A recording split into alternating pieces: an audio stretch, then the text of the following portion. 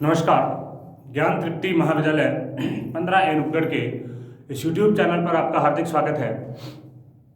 आज हम बात कर रहे हैं बीएससी फाइनल ईयर के लिए। हमारा जो ऑनगोइंग टॉपिक था सॉल्यूशन, और सॉल्यूशन के अंदर हमने सबसे पहले बात की थी सॉल्यूशन क्या होता है, सॉल्यूशन के कितने प्रकार होते हैं, सॉल्यूशन के कितने घटक होते हैं। उसके आधार पर हमने राउट के नियम के बारे में बात की, आदर्श अनादर्श अनादर्श विलयन के प्रकार, एजोट्रॉप्स, इन सब चीज़ों के बारे में हम बात कर चुके हैं। एजोट्रॉप्स के प्रकार के बारे में हम बात कर चुके हैं।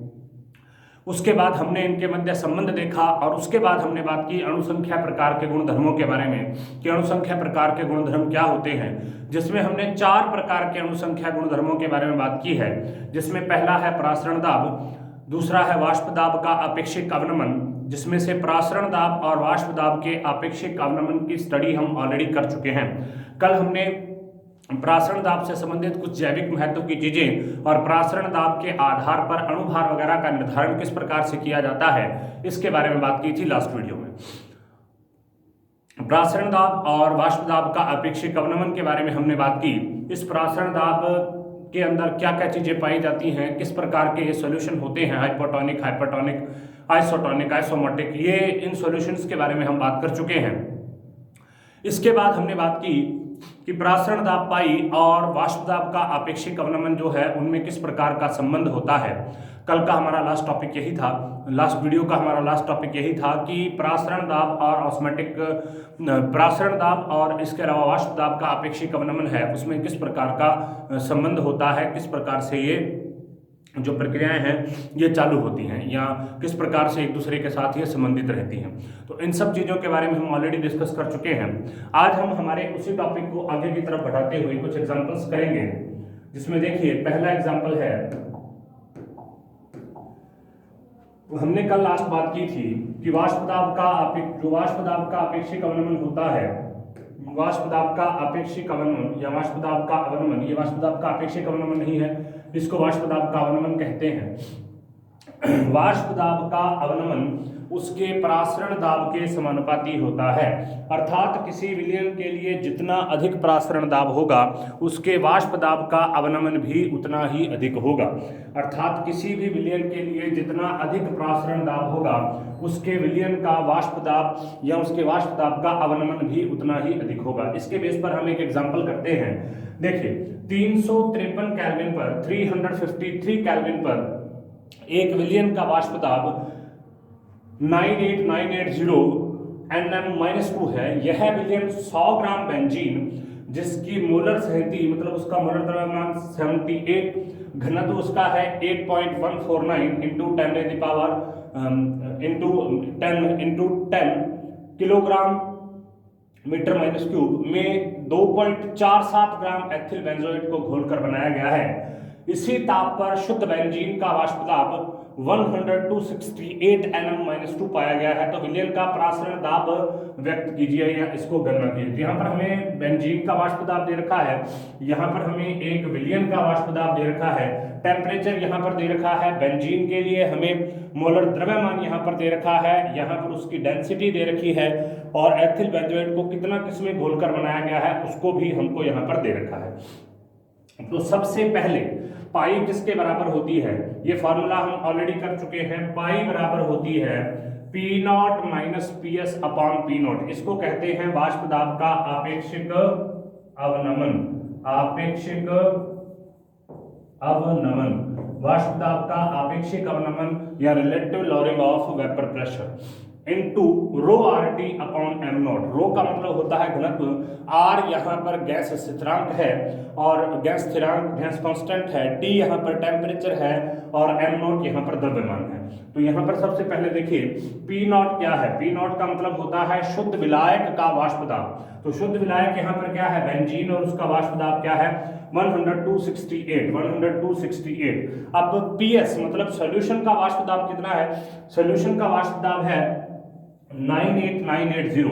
ये तो सॉल्यूशन का वाष्प दाब है और ये शुद्ध विलायक का वाष्प दाब है। तो P0 माइनस PS क्या आ जाएगा 1288। अब रो का मान हमें यहाँ पर दे रखा है 8.149 इंटू 10⁻²2 किलोग्राम M-3 और इसी के साथ में जो R है उसकी वैल्यू दे रखी है 8.314 जूल केल्विन या 8.314 newton metre kelvin inverse mole inverse. Temperature यहाँ पर 253 केल्विन दे रखा है और m नॉट की वैल्यू, m नॉट यहाँ पर क्या है, m नॉट है बेंजीन का द्रव्यमान, बेंजीन का मोलर द्रव्यमान। तो बेंजीन का मोलर द्रव्यमान जो इसका मॉलिक्यूलर वेट है, मोलर द्रव्यमान जो है, तो वो क्या है 78 ग्राम है, जिसे किलोग्राम में चेंज करेंगे तो 0.078 आ जाएगा। तो ये सारी की सारी चीजें हम यहाँ पर दे रखी हैं, हमें इन सभी को इस फॉर्मूला के अंदर पुट करना है और यहाँ पर जो परासरण दाब है उसकी गणना हमें करनी है। तो इस प्रकार से इस पूरे प्रोसेस में देखिए किस तरीके से होगा। सारे मान हमने एक समीकरण में रख दिए। मान लीजिए हमारे पास एक समीकरण है, वो समीकरण हम पीछे देख रहे थे, उस समीकरण में हम सारे के सारे मान रख देंगे। पाई बराबर 1288 nm-2 upon 100268 into 8.149 into 10 is power 2, 8.314 into 353 upon 0.078। तो इन सभी को करते हैं तो इसकी जो वैल्यू आती है वो आती है pi equal to 3.9386 into 10 to the power 5। तो यहाँ पर इसकी वैल्यू इस तरीके से हम ज्ञात कर सकते हैं, इसकी वैल्यू हम यहाँ पर इस तरीके से ज्ञात कर सकते हैं। तो यहाँ पर हमें ये वैल्यू प्राप्त होती है। तो यहाँ से हम क्या कर सकते हैं, परासरण दाब की गणना कर सकते हैं। जितनी हमें चीजें दी गई हैं उसके आधार पर हम परासरण दाब की गणना करते हैं। अब हम यहाँ पर एक सिंपल कंसेप्ट के बारे में बात करेंगे और वो होता है क्वथनांक में उन्नयन। वह कंसेप्ट है क्वथनांक में उन्नयन। अब क्वथनांक क्या होता है, सबसे पहले हमें इसके बारे में पता होना चाहिए कि क्वथनांक किसी भी पदार्थ का क्या होता है। देखिए क्वथनांक क्या है, क्वथनांक में उन्नयन इसको बोलते हैं एलिवेशन इन बॉइलिंग पॉइंट, क्वथनांक में उन्नयन। सबसे पहले हम बात करेंगे किसी भी पदार्थ के क्वथनांक के बारे में। क्वथनांक को बोलते हैं बॉइलिंग पॉइंट। अब देखो सामान्य तौर पर जब हम इसकी परिभाषा के बारे में बात करते हैं तो हम कहते हैं वह ताप जिस पर कोई द्रव पदार्थ उबलना प्रारंभ करता है, वह ताप जिस पर कोई द्रव पदार्थ उबलना प्रारंभ करता है उसे हम उसका क्वथनांक कहते हैं। वह ताप जिस पर कोई द्रव पदार्थ उबलना प्रारंभ करता है, मतलब जहां पर द्रव पदार्थ क्या होता है, बॉयल होने लगता है, बॉयल होने लगता है, उसे हम उसका क्या बोलते हैं, बॉइलिंग पॉइंट बोलते हैं। फॉर एग्जांपल जब हम वाटर के बारे में बात करते हैं तो वाटर एग्जैक्टली 100 डिग्री सेल्सियस पर बॉयल होना स्टार्ट होता है, इसीलिए इसका बॉइलिंग पॉइंट क्या है, 100 डिग्री सेल्सियस है। अब ये जो होता है क्वथनांक का उन्नयन का मतलब क्या होता है, क्वथनांक का उन्नयन मतलब होता है बॉइलिंग पॉइंट का बढ़ जाना, बॉइलिंग पॉइंट का बढ़ जाना। ठीक है, मतलब हम अगर सामान्य वाटर के बारे में बात करें तो उसका बॉइलिंग पॉइंट अगर 100 डिग्री सेल्सियस है और इसके अंदर हमने थोड़ा सा नमक डाल दिया या कोई ऐसा सॉल्यूट डाल दिया जो कि वेपरेबल नहीं है, मतलब जिसका वाष्प नहीं बनाया जा सकता, इस प्रकार का सॉल्यूट इसके अंदर डालने से ये जो बॉइलिंग पॉइंट है इंक्रीज हो जाएगा। ये हो सकता है 100 डिग्री से बढ़कर ये कहां पर चला जाए, 101 डिग्री पर चला जाए, हो सकता है 110 डिग्री पर चला जाए, मतलब ये है कि ये 100 डिग्री से बढ़ जाएगा। उसी को हम देखते हैं हमारे दैनिक जीवन का एक बड़ा साधारण सा अनुभव या प्रेक्षण है कि दाल चावल बनाते समय हम उसमें थोड़ा सा नमक डाल देते हैं, अर्थात दाल कुएं के पानी में जल्दी, अथवा कुएं का जो पानी होता है उसके अंदर लवण होते हैं तो उसके अंदर ये जल्दी गल जाती है। इसका कारण यह है कि कुएं के पानी में भी लवण घुले होते हैं और नमक डालकर भी हम लवण ही डालते हैं। अब उस द्रव के अंदर हमने क्या किया, उस द्रव के अंदर हमने अवाष्पशील विलय मिला दिया जो क्या है, नमक है, सॉल्ट है। अब उसको मिलाने से उस द्रव का क्वथनांक बढ़ गया और क्वथनांक बढ़ने से उच्च तापमान पर दाल क्या है, जल्दी गल जाएगी। अब हम यहाँ पर एक बहुत महत्वपूर्ण चीज करेंगे, वो महत्वपूर्ण चीज होती है कि क्वथनांक कौन सा बिंदु है, वाष्प दाब से किस प्रकार से उसका संबंध होता है।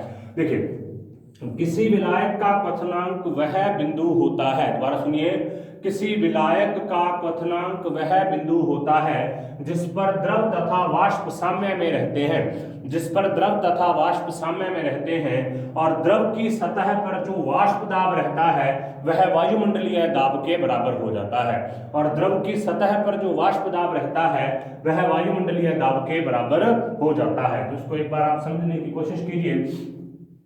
मान लीजिए हमारे पास इस तरीके से एक कोई पात्र है। इस पात्र के अंदर हम क्या कर रहे हैं, इस पात्र के अंदर हम बर्नर लगा देते हैं और बर्नर लगाने के बाद में इसको हम गर्म करते हैं। गर्म करने से इसको ऊपर से हमने ढक दिया है, इसको ऊपर से ढक दिया है।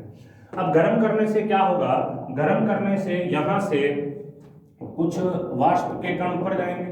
अब वाष्प के कण ऊपर जाएंगे तो ये वापस यहाँ पर आएंगे, इस सतह पर आएंगे, इस सतह पर आएंगे, इस सतह पर आएंगे और यहाँ पर आने के बाद में क्या लगाएंगे, यहाँ पर ये लगाएंगे वाष्प दाब। तो वाष्प दाब या वेपर प्रेशर के बारे में हम ऑलरेडी बात कर चुके हैं। तो वाष्प दाब का मतलब क्या होता है, किसी बंद पात्र में जब वाष्पन की क्रिया होती है तो उसमें द्रव के कुछ अणु वाष्प के अणुओं के अंदर बदल जाते हैं, द्रव के कुछ अणु वाष्प के अणुओं के अंदर बदल जाते हैं और वाष्प के अणुओं के अंदर अगर ये बदल जाते हैं, अब ये जो वाष्प के अणु होते हैं ये इस द्रव की सतह पर एक बल लगाते हैं, द्रव की सतह पर एक दाब लगाते हैं जिसे हम क्या कहते हैं, वाष्प दाब कहते हैं। ठीक है, अब सबसे पहली बात हम क्या बात करते हैं, क्वथनांक के बारे में। क्वथनांक पर क्या होता है, क्वथनांक पे लिखिए, क्वथनांक पे वाष्प और द्रव, क्वथनांक पे वाष्प और द्रव किसमें रहते हैं, साम्य में रहते हैं। मतलब ये दोनों एक दूसरे के अंदर बदलते रहते हैं, वाष्प और द्रव आपस में क्या होंगे, साम्य अवस्था में रहेंगे। उसके बाद में ये तो है पहली चीज। उसके बाद में दूसरी चीज क्या होती है यहाँ पर, वो होती है क्वथनांक पे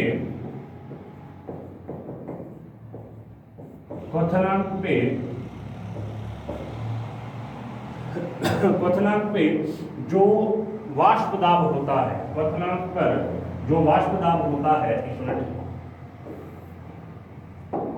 क्वथनांक पर जो वाष्प दाब होता है, वाष्प दाब, वेपर प्रेशर, वेपर प्रेशर किसके बराबर हो जाता है, वायुमंडलीय, एटमॉस्फेरिक वायुमंडलीय दाब के बराबर। तो इसका मतलब ये कंडीशन एक सिंपल सी है कि कोई पदार्थ के वाष्प दाब का मतलब है जब वो गैस अवस्था में बदलेगा, मतलब गैस अवस्था में बदलने लगता है, उबलने का मतलब क्या है कि वो द्रव से वाष्प अवस्था में बदलता है।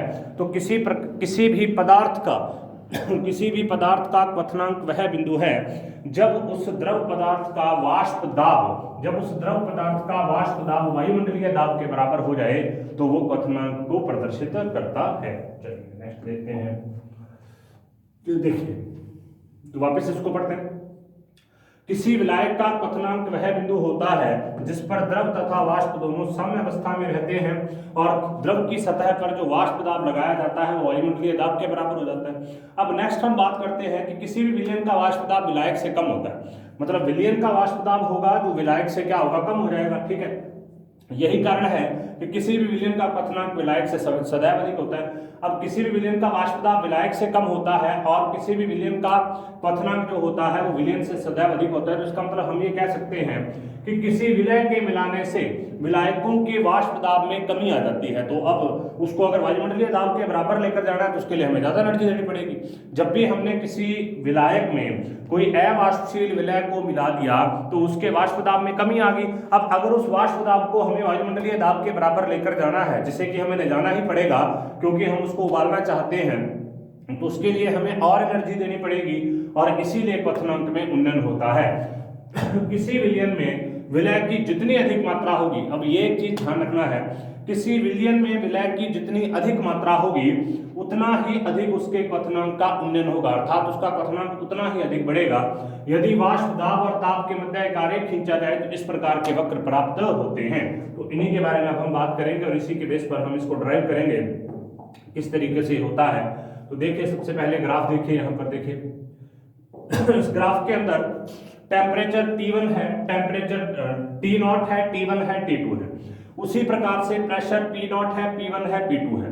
यहाँ पर एक वायुमंडल दाब हो जाएगा।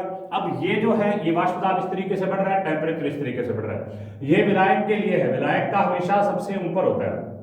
उसके बाद में अब देखो विलायक का वाष्प दाब यहाँ पर है, ठीक है, विलयन का वाष्प दाब यहाँ पर है और दूसरे विलयन का वाष्प दाब यहाँ पर है। तो इसका मतलब विलायक का वाष्प दाब जो होता है वो विलयन से हमेशा ही ऊपर ही रहता है, विलयन से हमेशा ऊपर ही रहता है। ठीक है, तो अब यहाँ पर ये ऊपर वाला ए बी जो है ये विलायक का वाष्प दाब है, सी डी जो है ये विलयन फर्स्ट का वाष्प दाब है और ई एफ जो है ये विलयन सेकंड का वाष्प दाब टेम्परेचर के साथ किस तरीके से इफेक्ट होता ही है। अब देखिए चित्र में वक्र ए बी, मतलब ये ग्राफ ए बी शुद्ध विलायक एक के लिए वक्र है, जबकि वक्र सी डी और एफ विलयन 1 और 2 के वाष्प दाब के परिवर्तन को दर्शाते हैं, जहां विलयन सेकंड की सांद्रता विलयन फर्स्ट से अधिक है।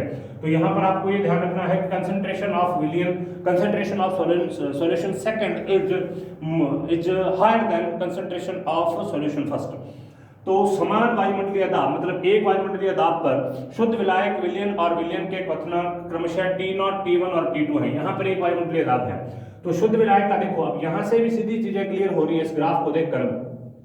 शुद्ध विलायक का यहाँ पर ही हमें प्राप्त हो जाएगा, बॉइलिंग पॉइंट कम है, जो विलयन फर्स्ट है जिसकी सांद्रता कम है उसका थोड़ा सा आगे जाकर प्राप्त हो जाएगा, और जो विलयन सेकंड है जिसकी सांद्रता और ज्यादा है उसका और थोड़ा सा ज्यादा प्राप्त हो जाएगा आगे। तो इसका मतलब ये हो गया, इसका मतलब ये है कि जैसे जैसे किसी विलयन में विलय की सांद्रता बढ़ती जाती है वैसे वैसे उसका जो टेम्परेचर है, उसका जो क्वथनांक है उसके मान में भी वृद्धि होती जाती है। तो देखिए शुद्ध विलायक विलयन फर्स्ट और विलयन सेकंड के क्वथनांक क्रमशः T0, T1 और T2 है, और शुद्ध द्रव के क्वथनांक बिंदु पर शुद्ध द्रव प्रथम विलयन तथा द्वितीय विलयन के दाब। अब यहाँ पर दाब भी देखिए सबसे पहले यहाँ पर दाब P0 है शुद्ध का, फिर P1 है और फिर P2 है। दाब कम हो रहा है, दाब इनका कम हो रहा है, देखो इनका दाब लगातार कम हो रहा है, यहाँ पर दाब कम हो रहा है लेकिन इसका क्वथनांक बढ़ रहा है। तो यहाँ से एक चीज प्रूव होती है, चित्र से स्पष्ट है कि प्रथम विलयन के क्वथनांक में उन्नयन क्या होगा।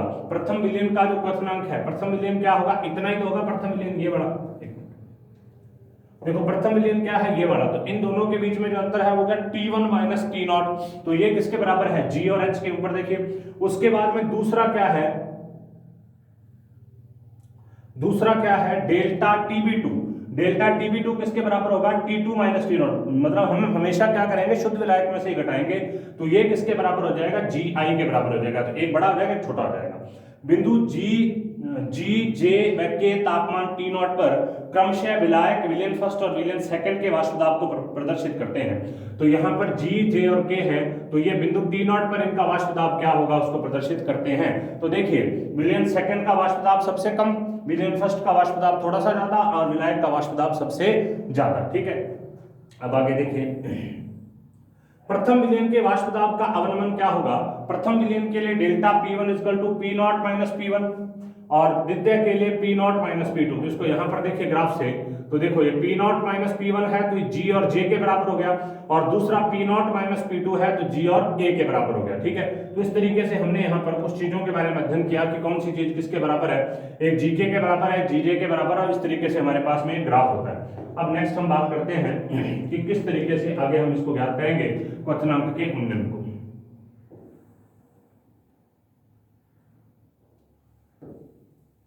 अब यहाँ पर इसके बाद में थोड़ा सिंपल सी चीजें हैं, इसमें कुछ खास नहीं है। अब विलयन तनु है, यहाँ पर ये विलयन जो है ये क्या है, तनु है, मतलब डाइल्यूट टाइप ऑफ सॉल्यूशन है। तो डाइल्यूट टाइप ऑफ सॉल्यूशन पर हम लगाते हैं यहाँ, देखिए क्योंकि विलयन तनु है तो विलयनों के वक्र विलायक के वक्र के समांतर है, अतः त्रिभुज GHJ और GIK को समरूप मान लेंगे, और ज्यामिति के नियमानुसार GH upon GI equal to GJ upon GK। अब GH हमने क्या किया था, T1 अपॉन T2 था, सॉरी T1 माइनस T0 था, GI क्या था, T2 माइनस T0 था, बराबर GJ क्या था, P0 माइनस P1 था, और GK क्या था, P0 माइनस P2 था। अब इसको हम कैसे लिख सकते हैं, इसको हम लिख सकते हैं डेल्टा TB1 से, इसको हम लिख सकते हैं डेल्टा TB2 से, इसको हम लिख सकते हैं डेल्टा P1 से, और इसको हम लिख सकते हैं डेल्टा P2 से। तो इस तरीके से होते हैं। अब देखिए delta TB1 upon delta TB2 बराबर, अब देखो डेल्टा P1 अपॉन P0, दोनों तरफ P0 का भाग दे दिया, तो डेल्टा P1 अपॉन P0 और डेल्टा P2 अपॉन P0। ठीक है, अब देखो इसको ऑलरेडी जब हम इसके बारे में बात करेंगे तो इसको तो हम किससे लिख सकते हैं, इसको हम लिख सकते हैं डेल्टा TB से। मतलब हम ये कहते हैं कि एक ही प्रकार का है, तो यहाँ पर हम डेल्टा TB का प्रयोग कर लेंगे। और इसको हम किससे लिख सकते हैं, ये दोनों तो क्या है, डेल्टा से लिखने वाली टर्म है, और ये P0 है, तो इसको हम लिख सकते हैं डेल्टा TB समानुपाती है डेल्टा P अपॉन P0 के। डेल्टा TB किसके समानुपाती है, डेल्टा P अपॉन P0 के। बाकी हमने यहाँ से टर्म जो है खत्म कर दी। अब देखिए, अब हमने ये पढ़ा है कि डेल्टा P अपॉन P0 किसके बराबर होता है, x1 के। तो अब ये दोनों अगर बराबर हैं तो इसका मतलब डेल्टा टी भी किसके समानुपाती हो जाएगा, x1 के। अब x1 यहाँ पर क्या होती है, x जो होता है ये मोल फ्रैक्शन, मोल प्रभाज, मोल भिन्न के लिए यूज की जाने वाली टर्म होती है। मोल फ्रैक्शन, मोल प्रभाज या मोल भिन्न के लिए यूज की जाने वाली टर्म होती है। x1 विलायक के लिए यूज की जाती है और x1 विलय के लिए यूज की जाती है सॉल्यूट के लिए, और x2 विलायक के लिए यूज की जाती है। इसमें ये कोई जरूरी नहीं है कि ये विलय के लिए यूज की जाएगी, ये विलायक के लिए यूज की जाएगी, ऐसा नहीं है। बस एक सामान्य सी अवधारणा है कि x1 जो होती है उसको हम सामान्य तौर पर विलय के लिए, सॉल्यूट के लिए यूज करते हैं, और जो x2 होती है उसको हम सामान्य तौर पर विलायक के लिए यूज करते हैं। तो देखिए ये डेल्टा टी भी समानुपाती x1 के हो गया। अब इसको हटाकर हमने स्थिरांक ले लिया a, तो डेल्टा टी बी बराबर क्या होगा, ax1। तो डेल्टा टी बी a, अब x1 क्या होती है, विलय की मोल भिन्न, और विलय की मोल भिन्न का एक फॉर्मूला होता है पदार्थ उस विलय के मोलों की संख्या बटा कुल मोलों की संख्या। मोल भिन्न का जो फॉर्मूला है वो सभी के लिए सेम है। और एक चीज ये ध्यान रखनी है कि जो मोल फ्रैक्शन होता है x जो होता है, x मात्रक विहीन होती है, मात्रक विहीन होती है, मतलब यूनिट लेस है, इसकी कोई यूनिट नहीं होती। दूसरा एक चीज इसमें याद रखनी है, x1 plus x2 plus x3 plus xn सो ऐसे चलता जाए, इनका योग हमेशा एक ही होता है, ना तो एक से कम होगा और ना एक से ज्यादा होगा। मतलब किसी भी विलयन में उपस्थित सभी पदार्थों की मोल भिन्नों का योग एक होता है। यह सार्वत्रिक नियम है, इस तरीके से लागू होता है। तो हम यहाँ पर x1 की जगह पर क्या लिख देंगे, n/n प्लस n। अब नेक्स्ट देखिए, अब हम ये बात करते हैं कि विलयन हमारा बहुत तनु है। उस तनु विलयन की स्थिति में हम इस n को हम क्या मान सकते हैं, इस n को हम नेग्लिजिबल मान सकते हैं, क्योंकि विलय की मात्रा है, तो विलय की मात्रा को यहाँ पर नेग्लिजिबल कर दिया। तनु विलयनों के लिए n/n प्लस कैपिटल N बराबर n/N। तो डेल्टा टीपी बराबर किसके हो जाएगा, a.n/n के, ठीक है। डेल्टा टीपी बराबर किसके हो जाएगा, a.n/N। तो इसको हम कैसे लिख सकते हैं, a डॉट, अब n क्या होता है, n होता है मोलों की संख्या। मोलों की संख्या का मतलब होता है दिया गया द्रव्यमान बटा मोलर द्रव्यमान, और यहां पर देखो n है विलय के मोलों की संख्या, उसका दिया गया द्रव्यमान W1 और उसका मोलर द्रव्यमान M1, और कैपिटल N है जो हमारे पास में विलायक के मोलों की संख्या है, उसका दिया गया द्रव्यमान W0 और उसका मोलर द्रव्यमान M0। तो इसका मतलब ये हमारे पास में एक आता है डेल्टा टीबी और W1 M0 M0 M1 W0 ये संबंध, ठीक है। तो यहां पर हम देखिए क्या करते हैं, यहां W1 व M1 विलय की क्रमशः मात्रा और मोलर सांद्रताएं हैं। अब W1 और M1 तो क्या है, ये दोनों क्या है, W1 और M1 तो किसके लिए है, विलय के लिए, ठीक है, और W0 और M0 किसके लिए है, विलायक के लिए, ठीक है।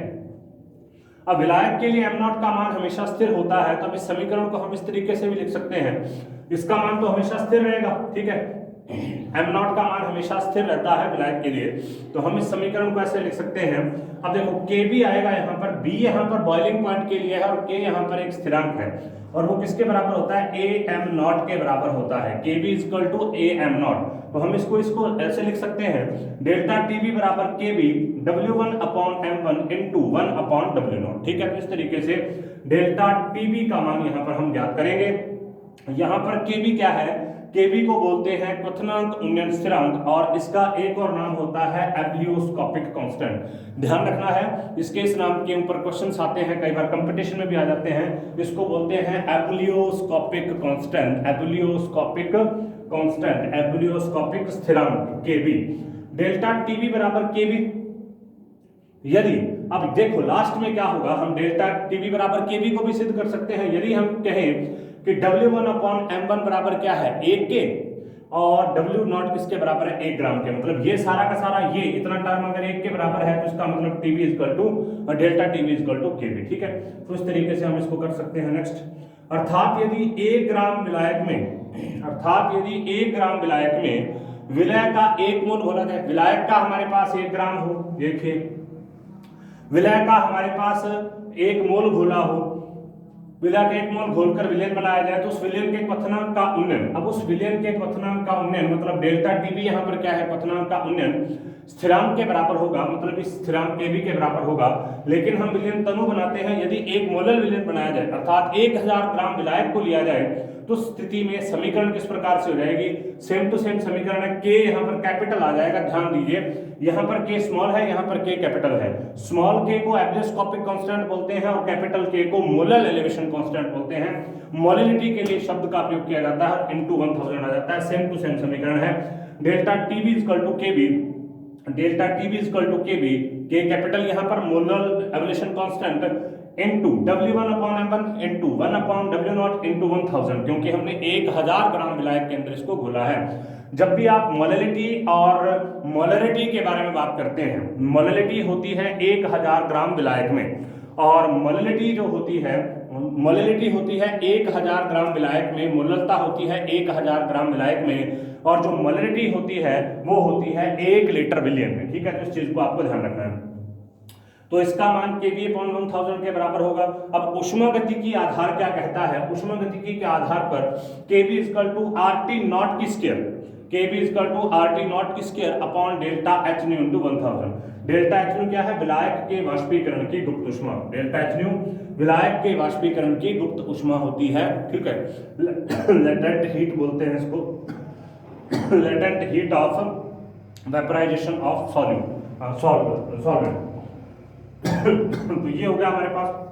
अब इसी तरीके से एक नेक्स्ट प्रोसेस आता है जिसे हम कहते हैं हिमांक का अवनमन। इसी तरीके से हम एक नेक्स्ट प्रोसेस के बारे में बात करेंगे जिसे हम क्या कहते हैं, हिमांक का अवनमन। देखिए, वाष्प दाब के कम होने से किस किस चीजों पर प्रभाव पड़ता है उसको ध्यान से देखिए। वाष्प दाब के कम होने से, वाष्प दाब तो कम होता ही होता है, इसके अलावा वाष्प दाब के अवनमन से प्रासरण दाब के मान में कमी आती है, पहली चीज। दूसरा, वाष्प दाब के अवनमन से क्वथनांक के मान में वृद्धि होती है, और तीसरा, वाष्प दाब के अवनमन से हिमांक का भी क्या होता है, अवनमन होता है। तो यहाँ पर हम हिमांक के बारे में बात करते हैं। हिमांक है क्या, हिमांक या फ्रीजिंग पॉइंट का मतलब है वह बिंदु, टेम्परेचर का वह बिंदु जिस पर पदार्थ द्रव से ठोस अवस्था में बदलता है, उसे हम क्या कहते हैं, हिमांक कहते हैं। तो यहाँ पर आपको एक चीज ध्यान रखनी है कि यहाँ पर ठोस और द्रव अवस्थाएं साम्य में रहती हैं, और ठोस और द्रव अवस्था का वाष्प दाब जब समान हो जाएगा, ठोस और द्रव अवस्था का वेपर प्रेशर जब समान हो जाएगा तो उसको हम क्या बोलते हैं, उसको हम हिमांक का अवनमन कहते हैं। देखिए, अब इसका रीजन क्या होता है, यहाँ पर भी आपको एक चीज ध्यान रखनी है कि हम जब भी बर्फ जमाते हैं तो बर्फ में अगर हम नमक डालकर उसको जमा देंगे तो बहुत अच्छी जमेगी। उसका भी रीजन होता है, यहाँ पर वही रीजन है, क्योंकि उसके हिमांक का और अवनमन हो जाएगा, हिमांक उसका और नीचे चला जाएगा, और हिमांक के नीचे जाते ही वो बहुत अच्छे तरीके से जमना प्रारंभ हो जाएगी। तो देखिए, एक सामान्य सा प्रेक्षण है कि जब बर्फ में नमक मिलाया जाता है अर्थात हिम मिश्रण बनाया जाता है तो उसका ताप इतना कम हो जाता है कि उसमें आइसक्रीम, कुल्फी आदि जमाई जा सकती है। नमक क्या है, वैद्युत घट्टा विलय है जिससे जल के हिमांक में कमी होती है। किसी विलायक में किसी अवाष्पशील ठोस को मिलाने पर, किसी विलायक में किसी अवाष्पशील ठोस को मिलाने पर, किसी सॉल्वेंट में किसी नॉन वेपरेबल, जो वेपरेबल नहीं होता, उस सॉल्यूट को मिलाने पर विलायक के हिमांक में कमी आती है, डिप्रेशन इन फ्रीजिंग पॉइंट होता है। तो अब देखिए होता क्या, हिमांक किसी द्रव का वह ताप है जिस पर ठोस और द्रव अवस्थाएं साम्य अवस्था में होती हैं और दोनों अवस्थाओं के वाष्प दाब का मान समान होता है। जैसा कि हम देख चुके हैं, शुद्ध विलायक की तुलना में किसी विलयन का वाष्प दाब कम होता है, इसका मतलब विलयन का हिमांक क्या हो जाएगा, कम हो जाएगा। ठीक है, किसी ठोस का वाष्प दाब द्रव से बहुत कम होता है, किसी विलय की उपस्थिति में द्रव पदार्थ जल्दी जमता है अर्थात उसके हिमांक में अवनमन हो जाता है। तो देखिए, शुद्ध विलायक वह दो विलयनों के वाष्प दाब को ताप के विपरीत आलेखित किया गया है। ऊपर इसका एक आलेख है, देखिए यहाँ पर, ये देखिए, ये ठोस विलायक है, ये विलायक के लिए P0 की वैल्यू, ये विलयन के लिए P0 की वैल्यू, और ये विलयन दूसरे के लिए P0 की वैल्यू। तो देखिए कम होती जा रही है, क्वथनांक में बढ़ती जा रही थी। विलायक के लिए T0 इधर इधर है, ठीक है, मतलब उसके लिए ज्यादा है मान, और दूसरा जो विलयन फर्स्ट है जिसकी सांद्रता कम है उसके लिए यहाँ पर है, विलयन सेकंड जिसकी सांद्रता और ज्यादा है उसके लिए यहाँ पर है, और जो प्रेशर है वो भी देखो, विलायक का सबसे ज्यादा है, पहले विलयन का और कम, दूसरे विलयन का और कम। तो जैसे जैसे वाष्प दाब के मान में कमी आती है वैसे वैसे हिमांक के मान में भी कमी आती है, टेम्परेचर में भी कमी आती है। डी और एफ जी क्रमशः विलयन फर्स्ट और सेकंड के वाष्प दाब वक्र हैं, ये है डी ई और ये है एफ जी। विलेन फर्स्ट और सेकंड के वाष्पदाब वक्र हैं। ये दोनों उदरपातन वक्र को क्रमशः बिंदु डी और एफ पर काटते हैं। उदरपातन सब्लिमेशन का मतलब होता है जब कोई पदार्थ ठोस अवस्था से सीधा गैस अवस्था में बदलता है तो उसे सब्लिमेशन प्रकार का प्रोसेस बोलते हैं, उदरपातन का प्रोसेस बोलते हैं। तो ये दोनों बी पर इसको काट देते हैं, बी पर ये काट दिए इन्होंने, अर्थात इस बिंदु पर दोनों समय में है और इनका वाष्प दाब समान हो जाएगा। इस बिंदु का ताप T नॉट विलायक का हिमांक है। DE और FG क्रमशः विलेन फर्स्ट और सेकंड के वाष्प दाब वक्र हैं। देखो DE और FG फर्स्ट और सेकंड के वाष्प दाब वक्र हैं। ये दोनों उदरपातन वक्र को क्रमशः बिंदु D और F पर काटते हैं, तो बिंदु D और F पर इसको काट दिया, जिनके लिए तापमान T1 और T2 है, नीचे दे रखा है T1 और T2। अतः T1 और T2 विलेन फर्स्ट और विलेन सेकंड के हिमांक बिंदु हैं। तो T1 और T2 क्या है? विलेन फर्स्ट का ये T1 और विलेन सेकंड का T2 हिमांक बिंदु, और दोनों का मान T नॉट से कम होता है, इस तरफ है। फर्स्ट विलेन के लिए हिमांक का मान क्या हो जाएगा? फर्स्ट विलेन के लिए T नॉट माइनस T1 हो जाएगा, सेकंड विलेन के लिए T नॉट माइनस T2 हो जाएगा। तो फर्स्ट विलेन को हम डेल्टा TF1 से लिखेंगे, सेकंड विलेन को हम डेल्टा TF2 से लिखेंगे। माना कि ताप T नॉट पर विलायक का वाष्प दाब P नॉट है, वह ताप T1 और T2 पर क्रमशः विलेन फर्स्ट और विलेन सेकंड के वाष्प दाब P1 और P2 है। माना कि ताप T नॉट पर विलायक का वाष्प दाब क्या है? P नॉट, और ताप T1 और T2 पर क्रमशः विलेन फर्स्ट और सेकंड के वाष्प दाब P1 और P2 है। यदि विलेन तनु हो और ठोस विलायक के उदरपातन वक्र को F से B तक सीधी रेखा माने तो दोनों त्रिभुज BHD और BIF समरूप हो जाएंगे। ध्यान दीजिए, BHD, B यहाँ पर H और यहाँ पर D, और B उसके अलावा I और F, ये दोनों समरूप प्रकार के त्रिभुज हो जाएंगे। समरूप प्रकार के त्रिभुज होने पर वहां पर एक सिद्धांत लगता है, DH upon FI, DH upon FI equal to BH upon BI। DH किसके बराबर है? T नॉट माइनस T1 के, डेल्टा TF1 विलेन फर्स्ट का हिमांक का वर्गमूल। FI किसके बराबर है? T नॉट माइनस T2 के, डेल्टा F2 विलेन सेकंड का हिमांक का वर्गमूल। BH बराबर किसके है? P not minus P1 delta P1 villain first का वाष्प दाब वर्गमूल, और BI किसके बराबर है? P not minus P2 delta P2 villain second का वाष्प दाब वर्गमूल। तो यहाँ पर क्या हो जाएगा? डेल्टा TF1 किसके बराबर हो जाएगा? डेल्टा P1 के, और डेल्टा TF2 किसके बराबर हो जाएगा? डेल्टा P2 के, क्योंकि BI देखो किसके बराबर है? डेल्टा P2 के। BH किसके बराबर है? डेल्टा P1 के।